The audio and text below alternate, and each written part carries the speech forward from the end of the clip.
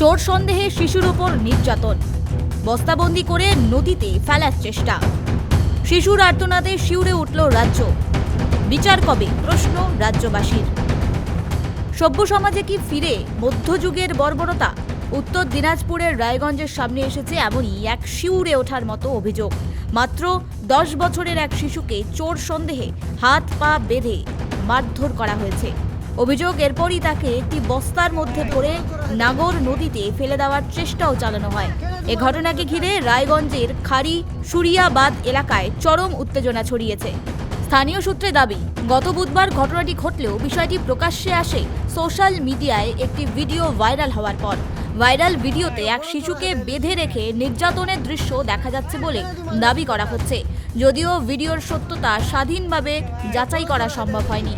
এ ঘটনায় অভিযোগের আঙুল উঠছে স্থানীয় সিরাজুল আলী মাসুম সহ বেশ কয়েকজনের বিরুদ্ধে।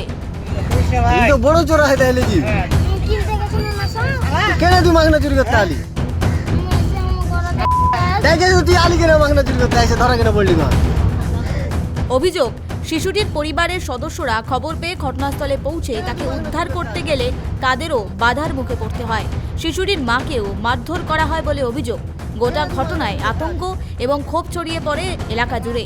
স্থানীয় বাসিন্দাদের একাংশের অভিযোগ, কয়েকজন ব্যক্তি আইন নিজের হাতে তুলে নিয়ে একটি শিশুর ওপর অমানবিক নির্যাতন চালিয়েছে।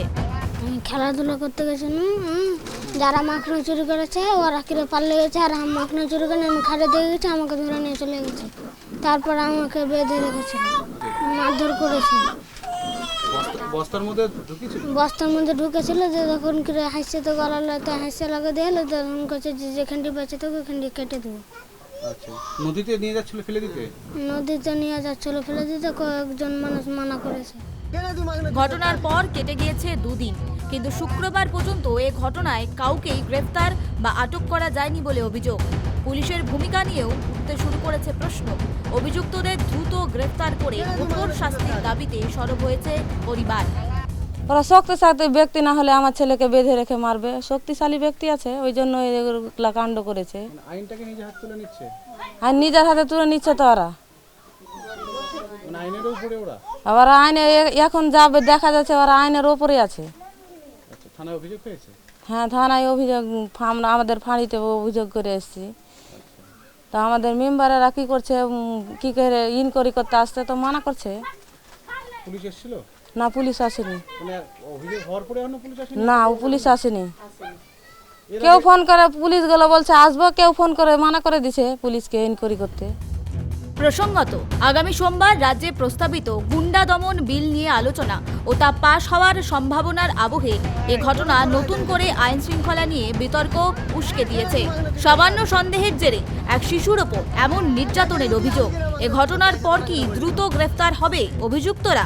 আদৌ কি বিচার পাবে ওই শিশু, নাকি আইন নিজের হাতে তুলে নেওয়া এমন অভিযোগে পুনরাবৃত্তি ফের একবার দেখবে রাজ্যবাসী? এখন সবার নজর পুলিশের তদন্ত এবং পরবর্তী পদক্ষেপের দিকে। ক্যামেরায় পঙ্কজ সরকারের সঙ্গে অনিমেষ সরকারের রিপোর্ট, কেটিভি বাংলা। দেখে তুই আলি কেন মাগনা চুরি করতে আসে, ধরা কেন বললি না?